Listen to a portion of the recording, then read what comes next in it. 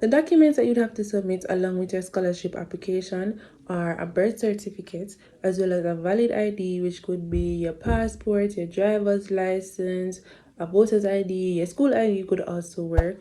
You'd also need to submit a TRN as well as a passport-sized picture. You also need to submit a tuition letter, which you can get from your respective school office.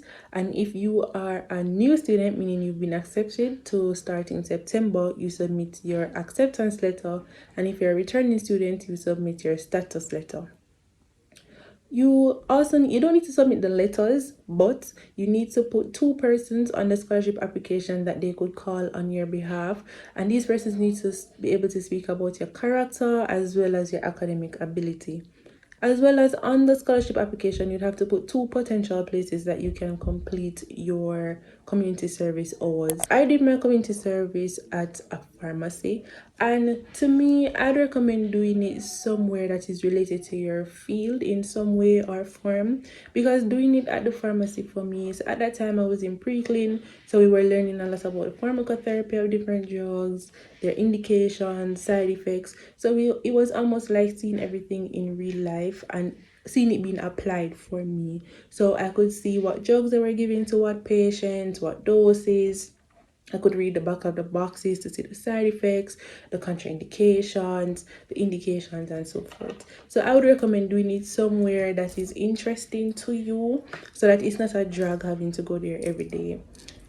Also, I would recommend doing it somewhere close to either the campus or somewhere that you are always going to be, so that if the time arises for you, so if you become available, it's easy for you to transport from one place to the site where you'd be completing your community service, so you can get some hours in. Because me being a medical student, I won't lie, it is very hard to complete those 200 hours, having classes from 8 to 4 every day, still having to come home and study and everything. So it's good if you can get in the hours when you can, and also if you go somewhere that allows you to be flexible. So if, for instance, sometimes for me what happened is that my evening classes would get postponed, so I'll just message my supervisor and say, okay, hi Mr. So and so, is it okay if I come by now to get some hours done, because some time has speed up in my day and it will be easier for me to come by now, right? So that was good for me as well. So I'd recommend, one, you go somewhere close to where you always are, so either somewhere on campus or somewhere close to campus, or if your classes are still online, just go to somewhere close to your home, so it's easy to just jump from where you are and go to the community service site. Also somewhere that is interesting to you, something related to your field, so that you will also be learning in the process, and also somewhere that allows you to be flexible with your hours, right? Also somewhere that is open on weekends, because that was also good for me. I could do full days from 8 to 4 on weekends because the pharmacy was open on Saturdays. So I received my provisional acceptance letter in September, like the second week of September. And when you receive the letter, it's a provisional acceptance letter, because you will not receive the money if you don't complete the 200 hours of community service, right?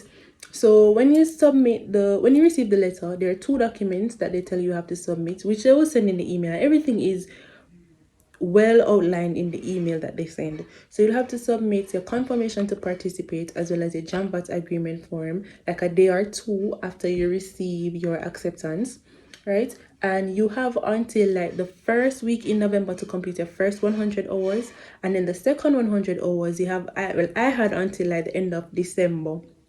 And when I submitted the second 100 hours, I submitted along with those hours the JAMVAT self-appraisal form as well as the supervisor appraisal form. You also have a volunteer hours commencement letter, the JAMVAT essay, and the job description. So the self-appraisal is just you rating yourself and how you think you did and the things that you have learned and how you developed, right?